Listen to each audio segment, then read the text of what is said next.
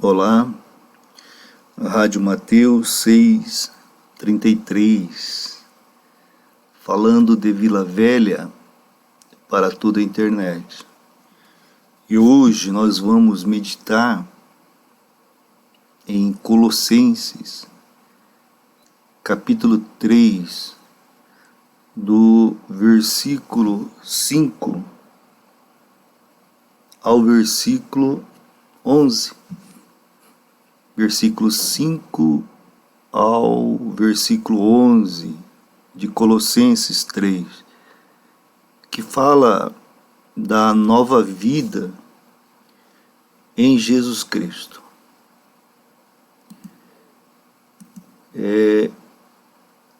Nova versão internacional. Assim, façam morrer tudo o que pertence à natureza terrena de vocês: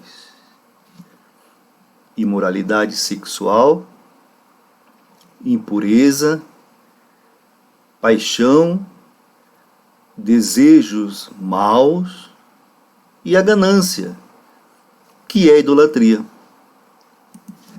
Por causa dessas coisas que vem a ira de Deus sobre os que vivem na desobediência, as quais vocês praticaram no passado, quando costumavam viver nelas. Mas agora, abandone todas essas coisas: ira, indignação, maldade, maledicência e linguagem indecente no falar. Não mintam uns aos outros, visto que vocês já se despiram do velho homem com suas práticas e se revestiram do novo, o qual está sendo renovado em conhecimento à imagem do seu Criador. Nessa nova vida, já não há diferença entre grego e judeu, circunciso e incircunciso, bárbaro e cita, escravo e livre, mas Cristo é tudo e está em todos. Que maravilha! Que maravilha essa palavra! Esse texto, o nosso irmão Paulo, ele está nos orientando a viver em santidade. A viver em santidade. E fica bem claro que o viver em santidade é uma prática que exige esforço da nossa parte. No versículo 5, ele nos lembra que talvez nós devêssemos nos considerar mortos e, portanto, insensíveis à imoralidade sexual, à impureza, paixão, desejos maus e ganância, que inclusive ele alerta que ganância é idolatria. Ganância é idolatria. Então ele está falando aqui que nós temos que assumir essa postura, já que nós aceitamos a Cristo e, portanto, no Espírito, nós já somos nova criatura, no Espírito, não tem o que melhorar, não tem o que acertar, não tem o que fazer. O Espírito, ele é regenerado por Deus. No instante em que nós entendemos, concordamos e aceitamos que Jesus é o nosso Salvador. E declaramos isso, né? Mas aqui ele está falando da alma e do corpo. Ele não está negando a necessidade sexual do homem, do ser humano. Não, ele não está negando. Ele só está dizendo para que nós não sejamos um imoral sexual, um impuro, ou seja, que realiza essas práticas fora daquilo que é orientado por Deus. O sexo no casamento, nós sabemos que é parte muito importante, né? E ele também nos alerta com relação às paixões. A diferença entre amor e paixão, né, irmãos? O amor, ele é algo resultante, talvez, de uma construção, de um relacionamento, de um conhecimento, de uma vivência. A paixão está mais ligada à emoção, a aspectos físicos, a momento, né?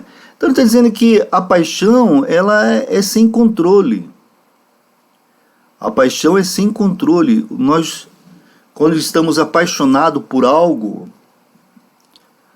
por alguém, a gente perde um pouco da nossa capacidade de discernimento, de julgamento, de avaliação. Já parece que no amor é mais tranquilo. Então ele fala que nós devemos fazer morrer. Façam, quer dizer, é nossa responsabilidade. Essas paixões, né? Esses desejos maus que vêm à nossa mente. Pastor, não tem como eu controlar isso. Não, é verdade. Nós não temos como controlar um passarinho de voar sobre a nossa cabeça. Nós não temos, né? Passarinho seria o presente, o pensamento. Mas nós temos como impedir que esse passarinho faça um ninho na nossa cabeça. Quer dizer, que ele passe a esse pensamento, esse desejo mau, passe a fazer morada na nossa cabeça. De que forma? Renovando o pensamento, né? Buscando outros conhecimentos, buscando observar aspectos positivos, né? Que esses desejos maus, com certeza, eles vão sair da nossa cabeça. E com relação aos desejos maus, irmãos, existe na teologia alguma coisa que nós chamamos de cosmovisão, que é visão do mundo, o jeito que as pessoas olham para o mundo, né? Conforme o jeito que você olha para o mundo, vai ser o jeito que você pensa, vão ser os objetivos que você busca. Se você olha para o mundo, já dizia C.S. Lewis, imaginando que este mundo é um hotel 5 estrelas, você não concorda quando a água do chuveiro está fria. Você não concorda quando o almoço não chega na hora certa. Você não concorda quando a piscina está na temperatura que você acha ideal. Ou seja, se o mundo é um hotel 5 estrelas, tudo tem que funcionar de maneira perfeita.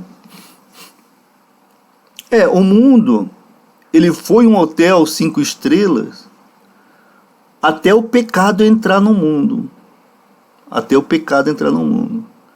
Depois que o pecado entrou no mundo, o mundo, ele passou a se parecer mais como uma prisão, né? Uma colônia agrícola, onde não que nós estejamos presos a esse mundo, não é nesse aspecto que eu estou falando, mas este mundo ele não é mais perfeito.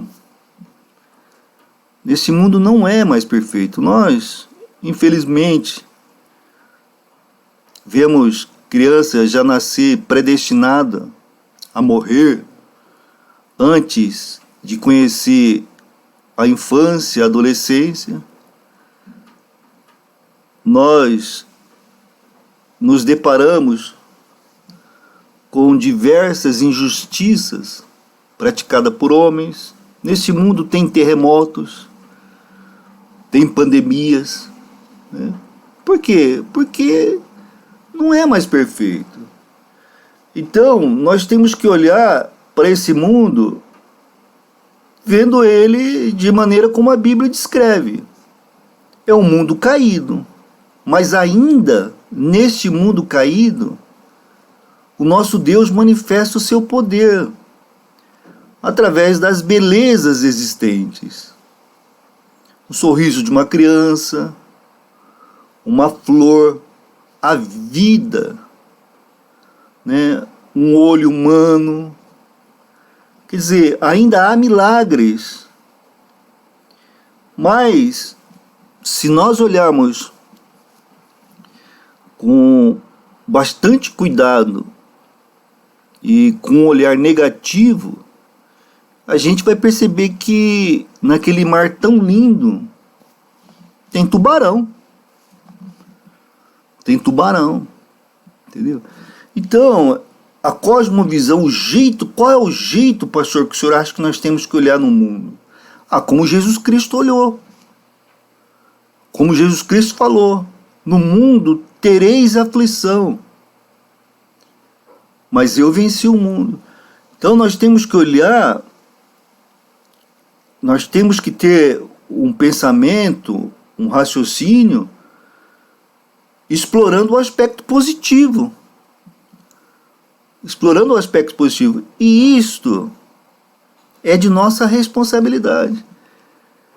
Né? E ele prossegue no 5 ainda, olha, né? Façam morrer a ganância, que é a idolatria. A ganância, a busca por riqueza material nesse tempo é idolatria.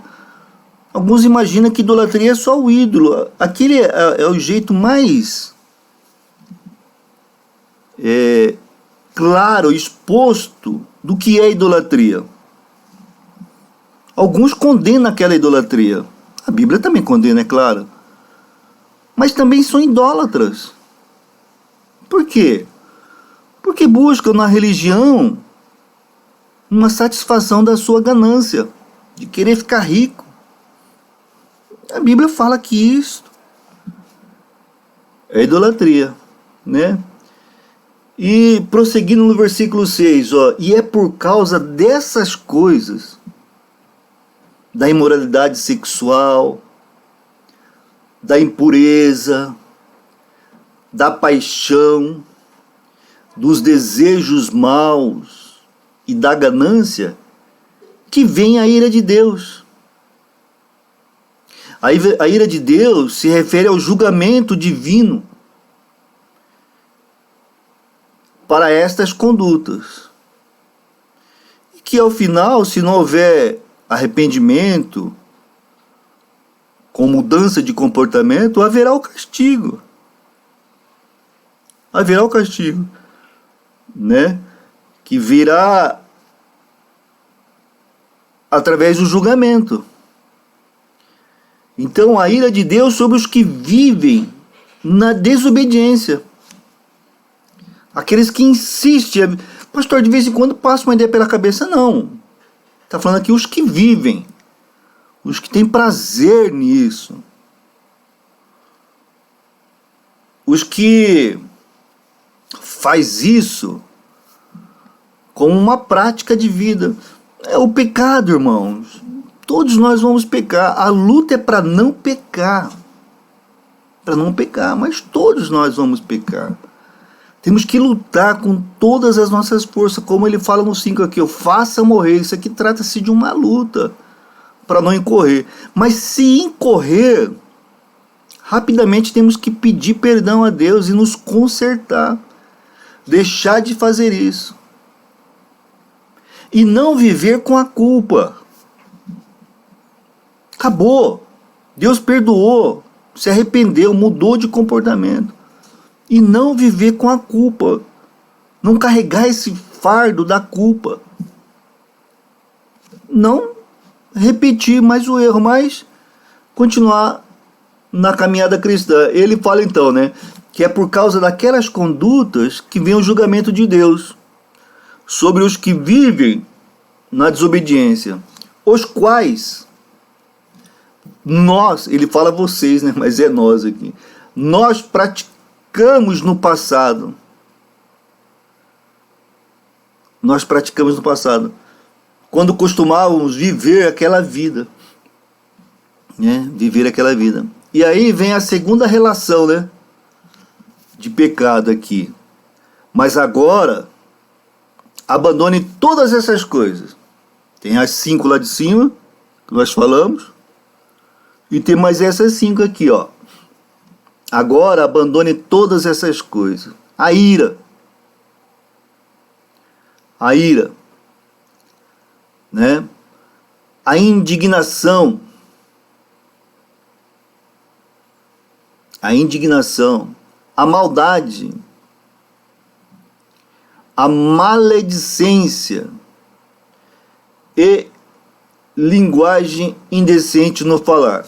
Pastor, eu concordo com 3. A maldade, a maledicência e a linguagem no falar. Mas ira não, porque Jesus Cristo irou-se. Jesus Cristo ficou indignado. Puxa vida, é verdade, né? É verdade. Mas quando ele fala nessa ira, indignação, as outras 3 atitudes explicam que tipo de ira é essa.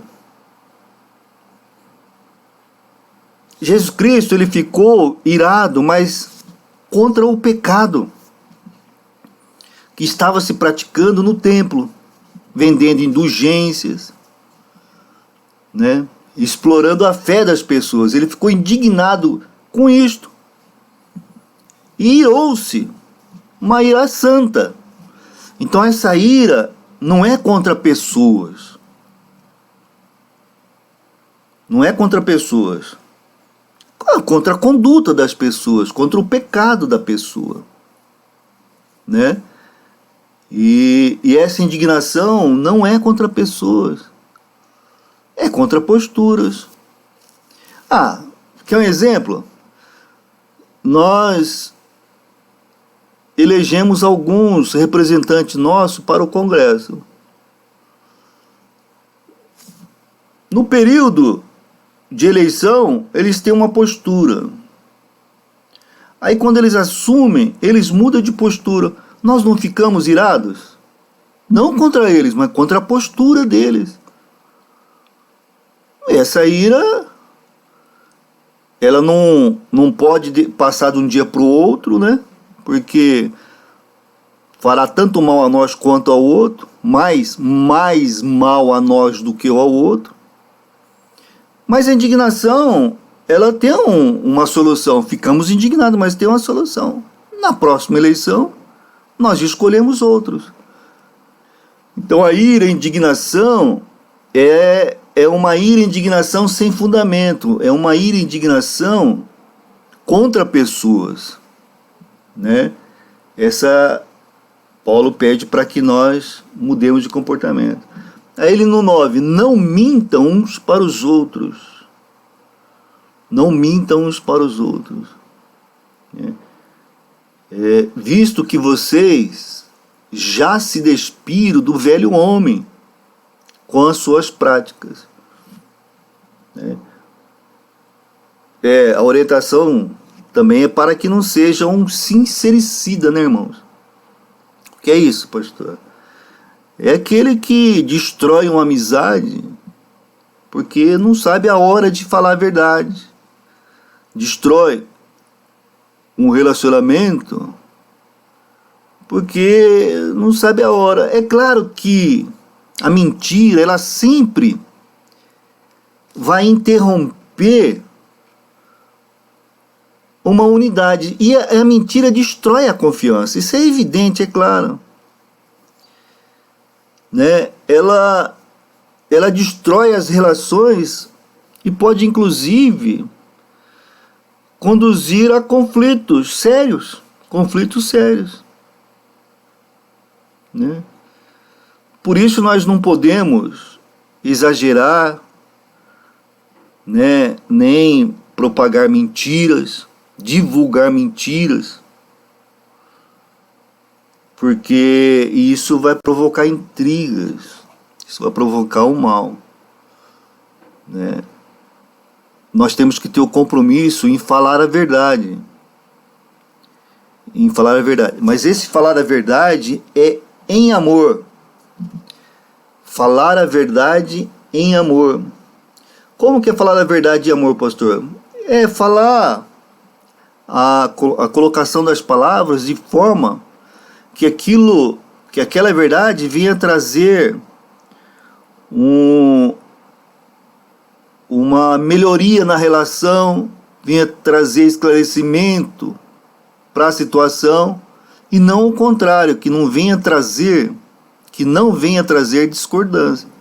Então nós temos que falar a verdade em amor, na hora certa, no tempo certo, no tom de voz certa.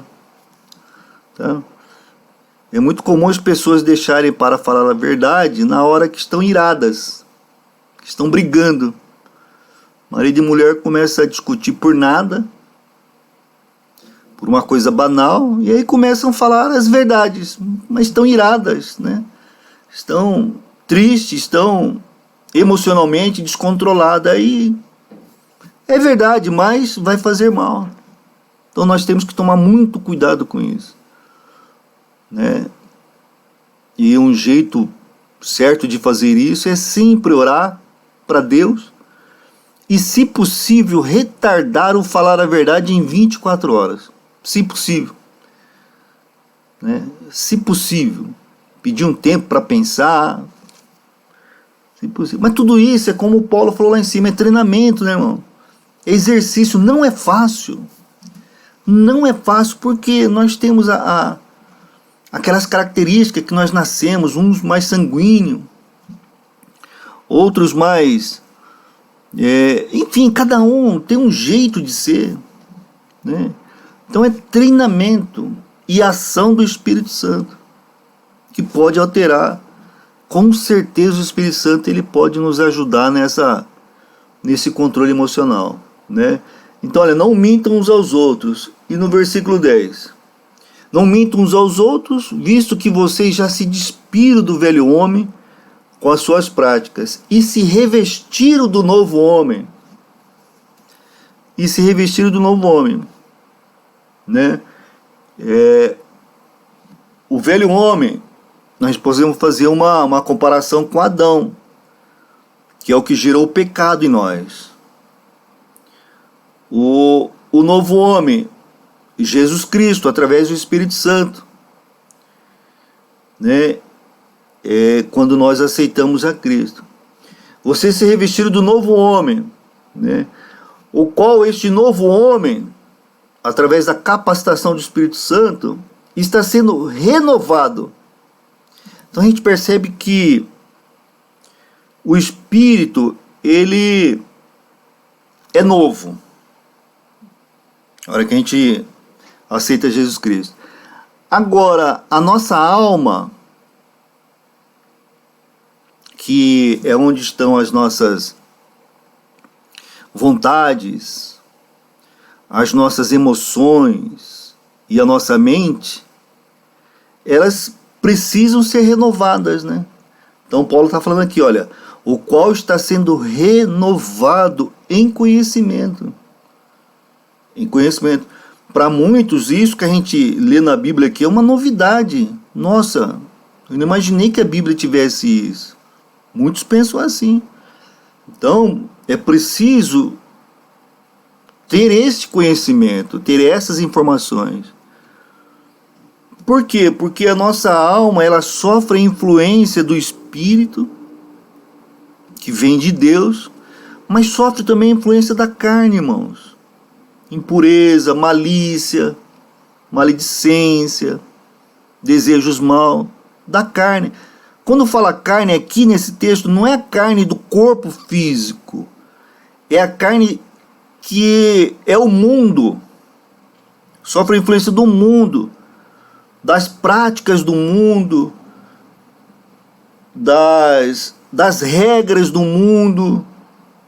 Então, a nossa alma, ela sofre influência tanto dessa cultura do mundo, quanto das coisas de Deus. Então, a nossa alma, ela tem que ser renovada. E é nós, fala lá, ó, façam. Somos nós que temos que decidir. Ou nós ouvimos o mundo, né, com esses desejos, com essas falas, com essa postura, com essa regra de conduta, ou nós ouvimos a Deus. Está na alma, está na mente. É nós que fazemos essa opção. O qual está sendo renovado em conhecimento. A imagem do seu Criador. Quer dizer, nós temos um paradigma, um modelo. Nós temos um modelo. Nós estamos sendo renovados na alma conforme o modelo Cristo. Cristo estava no princípio na criação, né, irmãos? Então nós temos um modelo, está sendo renovado ao conhecimento. Eu fui policial 30 anos e houve um tempo de adaptação. No início, a minha mente, os meus conhecimentos, as minhas condutas, elas foram renovadas, foram mudando, né? Um adolescente, uma criança que veio do interior, foi para uma capital, policial. Então foi mudando, foi renovado, fui aprendendo outros conceitos conforme a corporação, conforme as leis do Estado, né? Então, quando a gente vem para Cristo, também tem essa mudança. Há essa mudança da renovação de mente. Outro exemplo, quando você vai fazer medicina, também tem uma mudança de comportamento, você vai ganhando novas informações, vai havendo uma renovação na sua mente, né? Mas aqui a gente está falando de coisa espiritual. A gente está falando da alma, no aspecto espiritual, no aspecto de relacionamento, que vai influenciar em todos os setores da vida, na sua atividade de policial, na sua atividade de médico, na sua atividade de professor, porque é uma renovação na alma, e há um período para essa renovação. E agora o 11 aqui é muito importante. Nessa nossa nova vida que nós estamos vivendo, em Cristo, já não tem diferença. Não há diferença entre grego e judeu. Aí ele dá o segundo exemplo. Entre o circunciso e o incircunciso. Entre o bárbaro e o cita. Entre o escravo e o livre. Mas Cristo é tudo e está em todos. Pastor, o que ele quis dizer? Não, ele quis dizer assim, olha, que essa postura do cristão, ela se encaixa em toda situação. Em toda situação, esse comportamento do cristão, ele não é reprovado em nenhuma cultura. Ele não é reprovado, a conduta não é reprovada em nenhuma religião. A conduta do cristão, conforme Cristo, não é reprovado em nenhuma região que você tenha nascido no globo terrestre. Não é reprovado. Por quê? Qual deve ser a conduta do cristão? Primeiro, amar a Deus sobre todas as coisas. Segundo, amar ao seu semelhante como a si mesmo. Aonde que tem reprovação nisso? Aonde poderá haver reprovação nisso? Qual religião que vai proibir isso? Aonde você vai errar se você manifestar esses dois sentimentos? Que são os mandamentos de Cristo. Que são os mandamentos de Cristo. É claro que a exteriorização da conduta, o falar, pode ser reprimido. Em outras religiões, em outras regiões, o falar, o divulgar. Se você pegar uma Bíblia e abrir numa praça em determinados países, você é condenado à morte. Mas o viver conforme cristão, a conduta de cristão, não falar a conduta, não tem reprovação em nenhum lugar do mundo. É impossível ter reprovação. É impossível ter reprovação. Por isso que Cristo, às vezes, em alguns versículos, ele fala que nós somos um evangelho vivo. Onde a gente não consegue falar com a boca, a gente fala com a conduta, com a postura.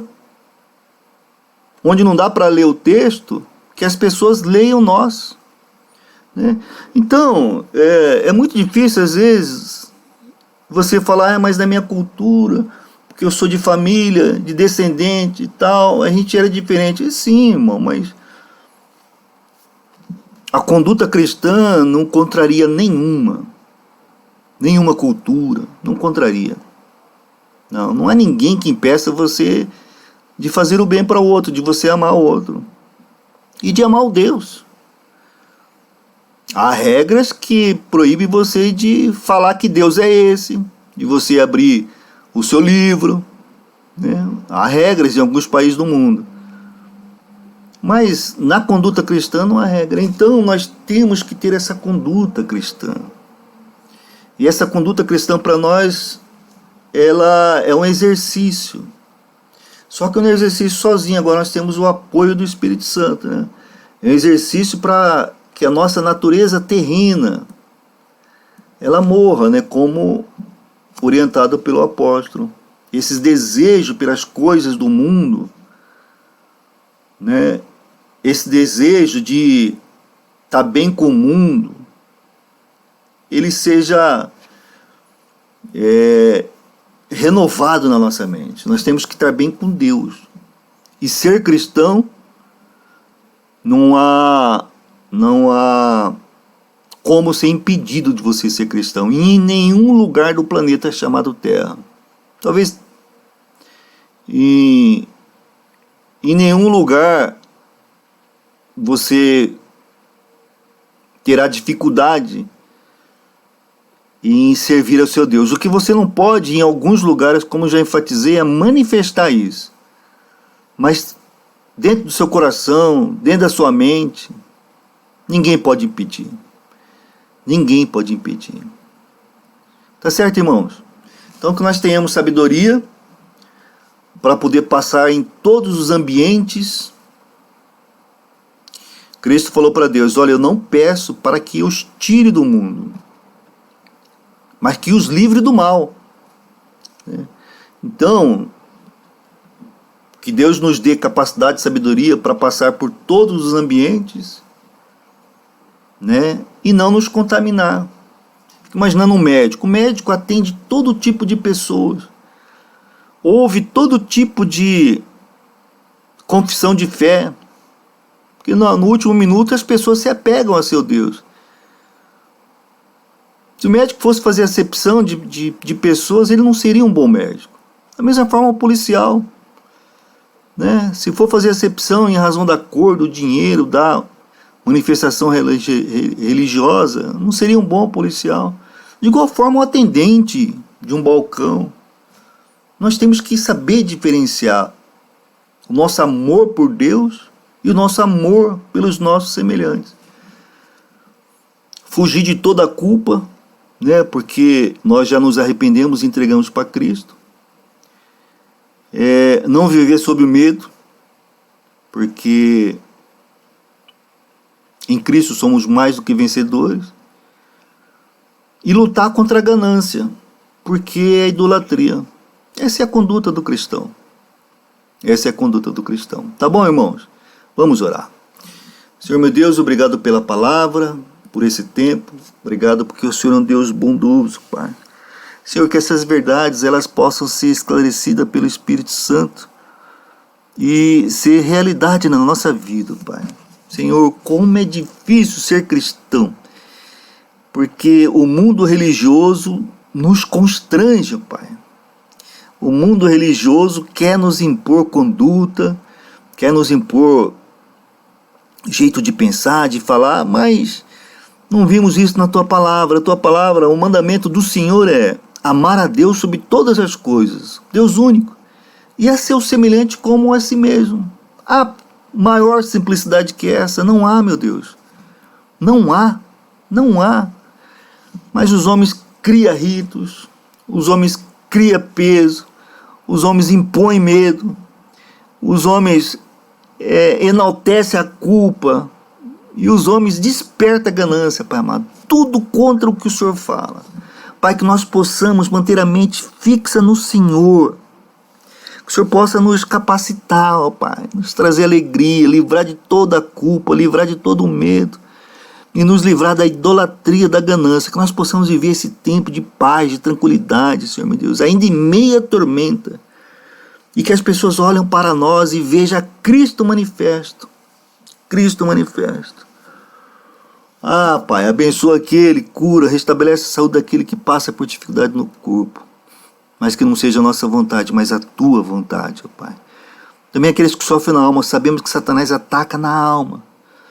Pai, restaura essa alma, renova essa alma, fortaleça essa alma. Fortaleça essa alma. Sabemos que imposições religiosas impedem as pessoas de se relacionarem contigo, Pai. Mas livra-nos, ó Pai, de tudo isso. Livra-nos, traga-nos confiança no Senhor. E nos capacita a mudar o nosso comportamento para agradarmos o coração do Senhor e termos um tempo de paz nessa terra.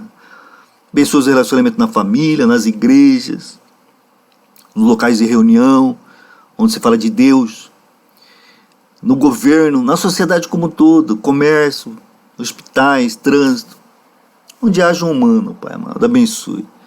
Nós oramos porque nós acreditamos. Nós oramos porque nós confiamos numa pessoa, Jesus Cristo. E por isso que nós oramos no nome dele, em nome de Jesus Cristo. Amém e amém.